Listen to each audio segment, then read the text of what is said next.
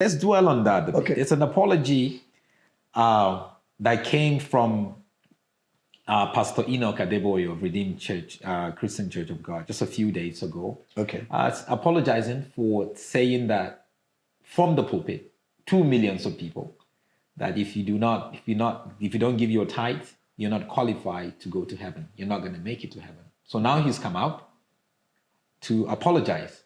And I was checking it out on social media, and some of the conversations around there, your name was trending, and some of the conversations around there was like, hey, no, you must go and apologize to Dr. Abel Damina. Have they tried to reach out to you in any way? Because they do owe you an apology. I'm trying to stay away from that conversation. No, we have to. Now, we have to dwell around The that. truth of the matter is, when I first heard him say, if you don't pay your tithe, you will not go to heaven, full stop. Yeah. I screamed. Wow. I screamed from my pulpit. I said, I said, you people say we are attacking Christianity. You people say we are attacking the fathers. Okay, you people say we are preaching a gospel that make people sin because we say what Christ did was complete. And you have not yet called out somebody who said, if you don't pay tithe, you will not make heaven. I think that's the first person you people should be calling out, which means tithe replaces Christ. The Bible says, for God so loved the world that he gave his only begotten son, that whosoever believes in him should not perish, not whoever pays tithe. So I got loud on that. And people's eyes began to open. So when he apologized, for me, that was a step in the right direction. For me, that was something, that was a statement that was very weighty, at least for whatever is what. People are able to know that, okay, there is truth in what I said and other people have said concerning the tithe. Tithe in no way is a prerequisite to anything in God. In no way at all. Somebody said, what about Malachi chapter 3? Well, Malachi chapter 3 was not written to you. It was written to the priests who were receiving tithe, but they were not paying the tithe of tithe. So Malachi said to them, you guys, you priests, you are cursed with a curse. It wasn't given to us. But even if it was given to the Christians, Galatians 3 eradicates Malachi. Christ has redeemed us from the curse of the law. He made a curse for us, for it is written, cursed is everyone that hangeth on a tree, that the blessing of Abraham might come on the Gentiles, that we might receive the promised spirit through faith.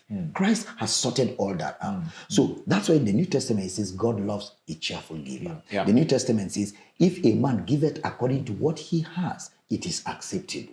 There are no hard rules on it. It's just generosity. And I always say this, when you see Jesus, money loses value. When you really see Jesus. Jesus is on a donkey to Jerusalem. And people saw Jesus on the donkey and began to bring out their jewelry, their gold, and they put it on the ground. Because you can't really see Jesus and money. You cannot serve God and mammon. But you can serve God with mammon. When you see Jesus and you see his love, you see what he has done for you, his grace, his mercy, you want to promote what he has done for you so other people can also benefit from it. So generosity is natural. I always say to people think I preach against giving. No, I preach against transaction. You cannot be a child of God and not be a giver. For God so loved the world that he gave. If it is in God's character to give, it means if you're born of God, in your DNA is the desire to give, but not manipulated giving, not fear-based giving, not transactional giving, but giving out of generosity, expecting nothing in return. Somebody says to me, so what is the benefit of my giving? The benefit of my giving is that when I give, what I gave for is done. If I gave for you to go to school, you went to school. That's my reward. That through my giving, you went to school. So the beneficiary of my giving is not me. The beneficiary of my giving is the person to whom I gave it to. And that's my reward for giving. So, and that is shifting the whole narrative. It's shifting it. And we're going to get more louder because that whole thing has to give way. Let me be honest with you. There are pastors in Africa. If you take giving money, tithing out of ministry, they will no more do ministry. I can tell you that for free. They will get out of ministry because some are in it as a business. They see that, okay, now, I am through with school, no jobs in the secular world, God has called me. Then they start their church without even sound Bible training. They begin to abuse scriptures, teach scriptures out of context, twist things around. Some will say, I'm a prophet, I'm beginning to see visions and all that. And they use that as a means of making money. Let me tell you this, Uncle Solomon. If I never came after the tithing and the transactional gospel, nobody will persecute me. Nobody will attack me. The attacks really started when I started talking against the transactional gospel. That God is a father, he's not a businessman. So why is that? Because that is what many people are in it for. It's a whole industry. A lot of your friends? Well, my friends, some of them don't want to talk to me anymore, but I don't. They didn't call me, and when I leave this world, I'm not going to go to them. And a lot of people that you know, because I mean, you know, I lost quite, but I made up my mind that I was ready to lose, because Jesus said, "If I am your Lord and I was persecuted, if you preach, you'll be persecuted." Now look at it. When I was preaching the transactional prosperity gospel, nobody persecuted me. Yeah, you were loved everywhere. Yeah. I mean, I can call names, all the big names. Yeah. I was hanging out with them. Invite you everywhere. Come preach. The moment I started preaching, Christ is enough. Christ is more than enough. The death, burial, and the resurrection as my emphasis. Then persecution started coming. So which means I'm in the right path. Because if Christ was persecuted and I'm preaching and I'm persecuted, I must be. And I've said to preachers, if what you're preaching does not attract persecution, re-examine the content of your message. You're throwing in too much there. Yes, if it does not attract, if you're not persecuted for what you're preaching, you need to go back and re-examine the content of your message, because you can't be holier and better than Jesus. Jesus was persecuted. The 12, how did they die? Some of them were butchered, some of them for the gospel. Crucified, and then you are preaching gospel and you're buying cars, jets, you're living big, you're having a good life, people love you. Everywhere you are a star. Something doesn't add up. No way. Something doesn't add up.